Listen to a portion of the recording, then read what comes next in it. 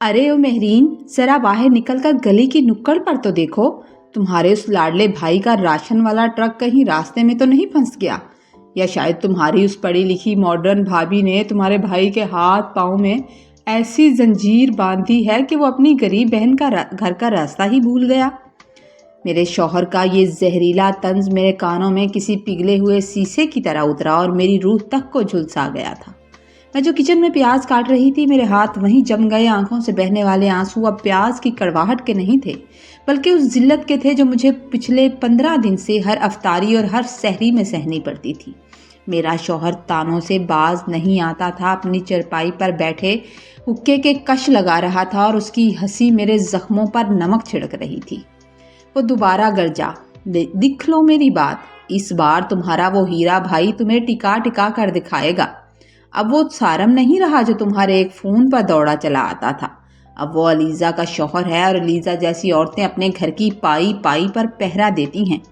उसे तुम्हारे बच्चों की भूख और तुम्हारे घर के फाकों से कोई गर्ज नहीं है। मैंने ज़बत का कड़वा घूंट भरा और खामोशी से अपना काम करती रही, लेकिन अंदर ही अंदर मेरा दिल इस बात को मानने को तैयार नहीं था कि मेरा भाई कैसे बदल सकता है। उसने तो अब्बा के मरने के बाद जब अपनी पूरी ज़िंदगी मेरे नाम कर दी थी। मुझे याद है, जब मैं 8वीं जमात में थी और मेरे पास स्कूल के जूते नहीं थे, तो सारम भाई ने 3 दिन तक फैक्ट्री में ओवर टाइम लगाया था और अपने लिए कमीज़ खरीदने के बजाय मुझे वो चमकते हुए काले जूते ला कर दिए थे। क्या वो भाई अब बदल सकता था? क्या एक लड़की के आ जाने से खून के रिश्ते इतने कमज़ोर हो जाते हैं कि बरसों की कुर्बानी मिट्टी में मिल जाए? जैसे जैसे रमज़ान गुजर रहा था, मेरे शौहर के ताने एक मुस्तकिल अजाब बनते जा रहे थे।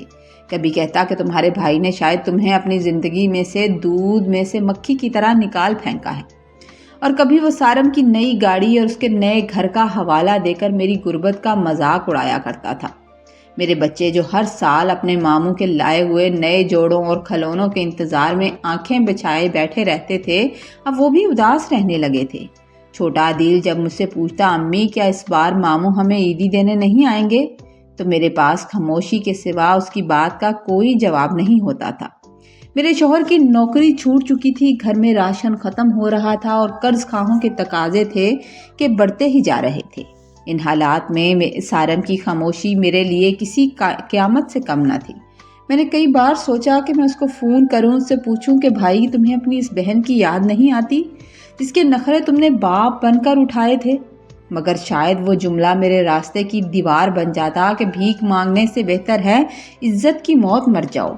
मेरी सहेली शबनम ने जब फ़ोन करके ये बताया कि उसने सारम भाई और अलीज़े भाभी को शहर के सबसे महंगे हॉल में ख़रीदारी करते देखा है, तो मेरा रहा सहा हौसला भी टूट गया था। शबनम के वो अल्फाज मेरे कानों में किसी हथौड़े की तरह बज रहे थे। कहने लगी, मेहरीन, अलीज़े ने तो हाथों में हीरे की अंगूठी पहन रखी थी और सारम उसे ऐसे देख रहा था जैसे दुनिया में उसके अलावा कोई है ही नहीं।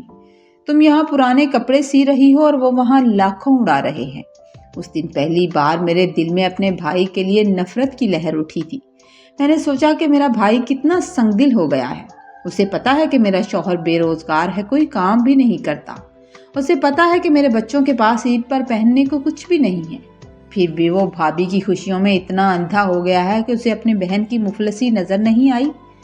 चांद रात आ गई और जब गली में शोर मचा के चांद नजर आ गया है, तो मेरे घर में सोग का समा था। मेरे शौहर ने तंजिया नज़रों से मुझे देखा और बगैर कुछ कहे चादर तान कर सो गया।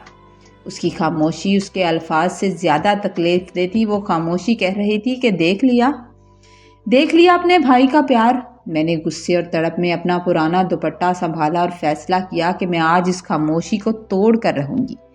मैं सारम के घर जाऊंगी और उसे बताऊंगी कि उसने मेरा मान तोड़कर मुझे जीते जी मार दिया है।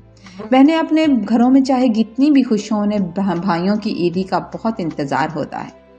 मैंने अपने दोनों बच्चों को साथ लिया और अंधेरी रात में रिक्शे की तलाश में निकल खड़ी हुई। रास्ते पर मेरा जहन इन तमाम तकलीफ यादों और शाहिद के तानों का कब्रिस्तान बना हुआ था।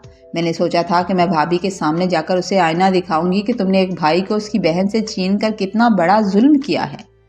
जब मैं सारंग के घर पहुंची तो वहाँ गैर मामूली खामोशी थी। वो गेट जो हमेशा रोशन रहता था, आज वहाँ अंधेरा था। मैंने लरसते हाथों से घंटी बजाई, मगर कोई जवाब ना आया। میں نے دروازے کو دھکا دیا تو وہ کھلا ہوا تھا۔ اندر کا منظر دیکھ کر میرے حواس باختہ ہو گئے۔ صحن میں میرے بھائی کی وہ نئی گاڑی کھڑی تھی جس کا ذکر میرے شوہر کیا کرتے تھے، مگر وہ گاڑی جگہ جگہ سے پچکی ہوئی تھی۔ اس کے شیشے ٹوٹے ہوئے تھے، فرش پر خون کے سوکھے ہوئے دھبے تھے جنہیں دیکھ کر میرا دل بیٹھ گیا۔ میں بھاگتی ہوئی کمرے کی طرف دوڑی تھی جہاں سے کسی کے سسکنے کی آواز آ رہی تھی۔ جیسے ہی میں نے پردہ ہٹایا، میرے سامنے وہ حقیقت تھی جس نے میرے شک اور میری نفرت اور شاہد کے تمام تانوں کو ایک پل میں مٹی میں ملا دیا تھا۔ وہاں کچھ بھی نہیں تھا۔ اس نے میرے قدموں سے زمین کھینچ لی اور مجھے احساس ہوا کہ میں نے کتنا بڑا گناہ کیا ہے۔ اپنے بھائی کے حالات جانے بغیر اسے اپنی بدگمانی کی بھٹی میں جھونک دیا تھا۔ میں کمرے کے دروازے پر لرزتی ہوئی کھڑی تھی اور میرے کانوں میں ابھی بھی میرے شوہر کا وہ آخری طعنہ گونج رہا تھا جو اس نے مجھے گھر سے نکلتے وقت مارا تھا کہ جاؤ مہرین، دیکھو اپنی بھابھی کے شاہانہ ٹھاٹ باٹ، اب وہ تمہارے کے بھائی کی جیب پر نہیں بلکہ اس کے دل پر بھی راج کرتی ہے، تم تو بس اس کے پرانے کپڑوں کی حقدار رہ گئی ہو۔ میرے شوہر کی ان باتوں نے میرے اندر غصے کی ایسی آگ بھڑکائی کہ میں اپنی بھابھی کا گلا دبانے کے ارادے سے آئی تھی، مگر جیسے ہی میری نظر کمرے کے اندر پڑی میرے ہاتھ پاؤں برف کی طرح ٹھنڈے ہو گئے۔ سامنے بیڈ پر میرے بھائی پڑے تھے، مگر وہ سارم نہیں تھے جو کبھی شیر کی طرح گرجتے تھے۔ ان کے پورے سر پر سفید پٹیاں تھیں جن سے خون کی سرخی باہر جھانک رہی تھی۔ ان کا چہرہ اس قدر سوجا ہوا تھا کہ پہچانا بھی نہیں جا رہا تھا، اور ایک ہاتھ میں لوہے کی سلاخیں لگی ہوئی تھی۔ قریب ہی میری بھابھی فرش پر بیٹھی ایک پرانی پتیلی میں نیم کے پتے ابال رہی تھی تاکہ بھائی کے زخموں کی سکائی کر سکے۔ اس کا وہ ریشمی جوڑا جسے دیکھ کر شبنم نے آگ لگائی تھی وہ کہیں نظر نہیں آ رہا تھا۔ وہ تو ایک عام سی سوتی قمیض میں ملبوس تھی جس پر جا بجا خون اور دواؤں کے دھبے تھے۔ مجھے دیکھ کر بھابھی کے ہاتھ سے وہ پتیلی گرتے گرتے بچی۔ اس کی آنکھوں میں وحشت تھی۔ وہ جلدی سے اٹھی اور میرا راستہ روک کر کھڑی ہو گئی۔ مہرین، تم یہاں کیا کر رہی ہو؟ پلیز چلی جاؤ، سارم تمہیں اس حال میں نہیں دیکھنا چاہتا۔ ان کے لہجے میں کوئی غرور نہیں تھا بلکہ ایسی التجا تھی جس نے میرے دل پر لگے نفرت کے کانٹے چبھونا شروع کر دیے۔ میں نے اسے دھکا دیا اور بھائی کے قریب پہنچی۔ یہ سب کیا ہے بھابھی؟ کہ میرے بھائی کا کیا حال ہو گیا اور آپ نے ہمیں بتایا کیوں نہیں؟ آپ کو مجھے بتانا چاہیے تھا۔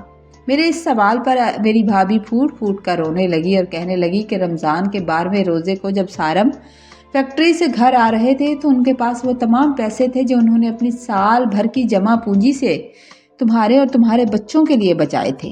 وہ راستے میں رکے تاکہ تمہارے بچوں کے لیے وہ مہنگی گھڑیاں خرید سکیں جس کی فرمائش عدیل نے پچھلے مہینے کی تھی، مگر وہیں 2 موٹر سائیکل سوار لٹیروں نے انہیں گھیر لیا۔ سارم نے ان پیسوں کو اپنی جان سے زیادہ عزیز سمجھا کیونکہ وہ جانتے تھے کہ اگر یہ پیسے چلے گئے تو ان کی بہن کی عید اجڑ جائے گی۔ اسی چینا جپٹی میں لٹیروں نے سارم کے سر پر پستول کا بٹ مارا اور جب وہ نیچے گرے تو ان پر گاڑی چڑھا دی۔ سارم تڑپتے رہے مگر کسی نے مدد نہ کی۔ وہ 3 دن تک گمنام لاوارث بن کر ہاسپٹل کے ICU میں پڑے رہے۔ بھابھی نے اپنے میکے سے ملے ہوئے زیورات یہاں تک کہ اپنے ہاتھ کی انگوٹھیاں بھی بیچ دیں تاکہ سارم کا آپریشن ہو سکے۔ علیزہ نے سسکیاں بھرتے ہوئے کہا، مہرین، تمہارے بھائی نے مجھے قرآن پر ہاتھ رکھ کے قسم دی تھی کہ تمہیں کچھ نہ بتاؤں۔ وہ کہتا تھا کہ شاہد پہلے ہی اسے تانے دیتا ہے کہ وہ اپنی بہن پر احسان کرتا ہے، اگر اسے پتا چلا کہ میں اپاہج ہو گیا ہوں تو وہ تمہیں اور بھی ذلیل کریں گے۔ سارم تو آخری وقت تک یہی کہہ رہا تھا کہ علیزے کہیں سے ادھار کا بندوبست کرو تاکہ میں مہرین کی عیدی اس کے گھر پہنچا سکوں۔ اس کے بچے انتظار کر رہے ہوں گے۔ وہ اپنی تکلیف پھول کر صرف تمہاری عزت کا سوچ رہا تھا۔ یہ سننا تھا کہ میرے پیروں تلے زمین نکل گئی۔ مجھے وہ تمام لمحے یاد آنے لگے جب سحری کے وقت میرے بھائی کو میں بد دعائیں دے رہی تھی، جب میں شاہد کے ساتھ مل کر اس کی غیبت کر رہی تھی۔ میں کتنی گری ہوئی عورت تھی کہ میرے بھائی ہاسپٹل میں موت اور زندگی کی جنگ لڑ رہا تھا اور میں نئے جوڑوں کے لیے اسے سنگتل قرار دے رہی تھی۔ میرے شوہر کی وہ باتیں، علیزہ نے اسے جادو کر دیا ہے، میرے منہ پر تماچے بن کر لگ رہی تھی۔ بھابھی نے اپنا سہاگ تو داؤ پر لگا دیا تھا تاکہ میرے بھائی کا بھرم قائم رہے۔ میں نے سارم بھائی کے ہاتھ کو چھوا تو وہ آگ کی طرح تپ رہا تھا۔ انہوں نے بڑی مشکل سے آنکھیں کھولی اور مجھے دیکھ کر اس کے خشک ہونٹوں پر ایک مری ہوئی مسکراہٹ آئی تھی۔ مہرین، مہرین میری گڑیا، تم آ گئی۔ دیکھو میں کتنا مجبور ہو گیا ہوں، اس بار تیری عیدی کا انتظام نہیں کر سکا۔ ان کے ان الفاظ نے میرا کلیجہ چیر دیا۔ میں وہیں ان کے قدموں میں گر گئی اور رونے لگی اور دھاڑے مار مار کر رونے لگی۔ میں نے اپنے بیٹے کے کانوں سے وہ سونے کی بالیاں اتاری جو سارم نے پچھلی عید پر دی تھی اور علیزہ کے ہاتھ پر رکھ دی۔ بھابھی مجھے معاف کر دو، میں نے آپ کو گالی دی، میں نے آپ پر شک کیا، میں تو اس قابل بھی نہیں کہ آپ کے قدموں کی دھول بن سکوں۔ اس رات مجھے پتا چلا کہ رشتوں میں دراڑیں باہر والے نہیں بلکہ ہماری اپنی ہی بدگمانی ڈالتی ہے۔ میں نے سوچا کہ اب میں واپس جا کر میں اپنے شوہر کو وہ آئینہ دکھاؤں گی جس میں اس کا مکروا چہرہ صاف نظر آئے گا۔ وہ انسان جس نے مجھے اپنے ہی بھائی کے خلاف بھڑکایا تھا، بدگمان کرتا رہا تھا، اسے آج احساس دلانا ضروری تھا کہ خون کے رشتے کبھی پرائے نہیں ہوتے، چاہے حالات کتنے ہی سنگین کیوں نہ ہو جائے۔ میں نے عزم کیا کہ اب میں سارم بھائی کی ڈھال بنوں گی، چاہے وہ مجھے شاہد سے طلاق ہی کیوں نہ لینی پڑے۔ میں جب اپنے بھائی کے گھر سے واپس لوٹی تو میرا دل ایک عجیب سی آگ میں جل رہا تھا۔ یہ آگ دکھ کی بھی تھی اور اس شرمندگی کی بھی جو مجھے اپنے بھائی کی حالت دیکھ کر ہوئی تھی، مگر سب سے زیادہ غصہ مجھے اپنے شوہر پر آ رہا تھا جس نے میرے کانوں میں زہر گھول کر مجھے اتنا اندھا کر دیا تھا کہ میں نے اپنے بھائی اور بھابھی کے خلوص پر شک کیا تھا۔ جیسے ہی میں اپنے گھر کی دہلیز پر پہنچی، میرا شوہر صحن میں بیٹھ کر میرا انتظار کر رہا تھا۔ اس کے چہرے پر وہی پرانی مکروہ اور طنزیہ مسکراہٹ تھی۔ اس نے مجھے دیکھتے ہی زور سے ٹھٹھا لگایا اور بولے، ارے واہ مہرین، خالی ہاتھ واپس آ گئی؟ کیا ہوا؟ تمہارے اس فرشتہ صفت بھائی نے دھکے دے کر نکال دیا یا تمہاری اس ملکہ بھابھی نے دروازہ ہی نہیں کھولا؟ میں نے تو پہلے ہی کہا تھا کہ اب تم ان کے لیے ایک پرانا قصہ ہو، اپنی اوقات دیکھ لی نا تم نے۔ میرے شوہر کی یہ باتیں سن کر میرے اندر کا ضبط جواب دے رہا تھا۔ میں نے اپنے دونوں بچوں کو اندر کمرے میں بھیجا اور اپنے شوہر کے سامنے جا کر دیوار بن کر کھڑی ہو گئی۔ میری آنکھوں میں ایسی بجلی تھی کہ میرے شوہر کی مسکراہٹ دھیرے دھیرے غائب ہونے لگی۔ میں نے چنگاڑ کر کہا، بس شاہد، بہت ہو گیا۔ تمہاری گھٹیا باتوں اور تمہارے ان زہریلے تانوں نے مجھے اپنے بھائی کا گنہگار بنا دیا ہے۔ تم پوچھتے ہو نا کہ میرا بھائی عیدی لے کر کیوں نہیں آیا، تو کان کھول کر سن لو۔ میرا بھائی موت اور زندگی کی کشمکش میں ہے۔ اس کا ایکسیڈنٹ ہو گیا ہے، اس کا سر اور ہاتھ پاؤں ٹوٹے ہوئے ہیں، وہ ہاسپٹل میں لاوارث پڑا رہا تاکہ تم جیسے احسان فراموش شوہر کو پتہ نہ چلے کہ اس کی بہن کا سہارا ٹوٹ گیا ہے اور تم اسے مزید ذلیل کر رہے ہو۔ شاہد میرے اس روپ کو دیکھ کر ہکا بکا رہ گیا، اس کے ہاتھ سے حقہ چھوٹ گیا اور وہ ہکلاتے ہوئے بولے، لیکن وہ علیزے نے تو… میں نے بات کاٹتے ہوئے کہا، علیزہ بھابھی کے بارے میں ایک لفظ مت بولنا۔ اس نے میرے ماتھے کا جھومر اور ہاتھ کی انگوٹھیاں تک بھیج دی ہیں، اپنے ماتھے کا جھومر اور ہاتھ کی انگوٹھیاں تک بھیج دی ہیں میرے بھائی کے علاج کے لیے، اور تم یہاں بیٹھ کر اس کے گھر کے راشن پر نظریں لکھائے بیٹھے ہو۔ شرم آنی چاہیے تمہیں، ایک باپ ہو کر بھی تم نے مجھ سے میری بیٹے کی بالیاں تک اتروا لی تھی بدگمانی میں۔ شاہد نے شرمندگی سے نظریں جھکا لی، مگر میرا غصہ ٹھنڈا نہیں ہوا تھا۔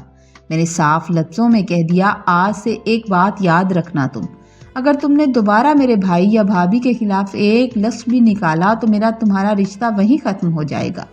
میں اس گھر میں فاقہ تو کر سکتی ہوں لیکن اپنے محسن بھائی کے خلاف زہر نہیں سن سکتی۔ اس رات شاہد کی خاموشی اس کی ندامت کی گواہی دے رہی تھی۔ اگلے دن عید تھی، میرے پاس پہننے کو نیا جوڑا تھا، نہ ہی بچوں کے لیے کچھ خاص تھا، مگر میرے دل میں ایک سکون تھا کہ میں نے سچائی پالی ہے۔ میں نے اپنی بڑی بہنوں کو سب سچ بتایا۔ ہم تینوں بہنیں مل کر سارم بھائی کے گھر پہنچیں۔ وہ محلے دار اور وہ شبنم جو باتیں بنا رہی تھی، اب انہیں سچائی کا پتہ چلا تو ان کے منہ پر تالے لگ گئے تھے۔ ہم نے مل کر سارم کا خیال رکھا، علیزے بھابھی کا ساتھ دیا، اور جب سارم تھوڑا بہتر ہوا تو اس نے ہاسپٹل سے ہی مجھے فون کر کے رونا شروع کر دیا، مہرین مجھے معاف کر دینا، میں اس بار تمہاری عیدی نہیں لا سکا۔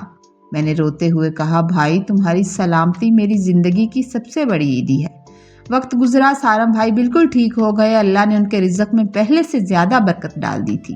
شاہد نے بھی سارم سے معافی مانگی اور وہ بھی محنت مزدوری کر کے گھر چلانے لگے۔ میں نے سیکھ لیا ہے کہ رشتوں میں دراڑیں باہر والے نہیں بلکہ ہماری اپنی ہی کمزوریاں ڈالتی ہیں۔ آج میرے اور علیزے بھابھی کے درمیان وہ محبت ہے کہ لوگ مثالیں دیتے ہیں۔ وہ کہانی جو ایک زہریلے تانے سے شروع ہوئی تھی، آج محبت اور اعتبار کے ایک مضبوط موڑ پر آ کر ختم ہو گئی ہے۔ اب کوئی شاہد یا کوئی شبنم ہمارے درمیان دیوار نہیں بن سکتا۔ سٹوری کا ٹاپک اچھا لگے تو سٹوری کو لائک کیجئے، ایک پیارا سا کامنٹ کیجئے، اور چینل پر نئے ہیں تو پلیز چینل کو سبسکرائب کیجئے اور لاسٹ میں یہ کہنا چاہوں گی کہ بہنوں کا پیار اپنے بھائی کے لیے بہت مخلص ہوتا ہے. اللہ تعالیٰ سب کے بھائیوں کو سلامت رکھے اور صحت و تندرستی والی زندگی دے.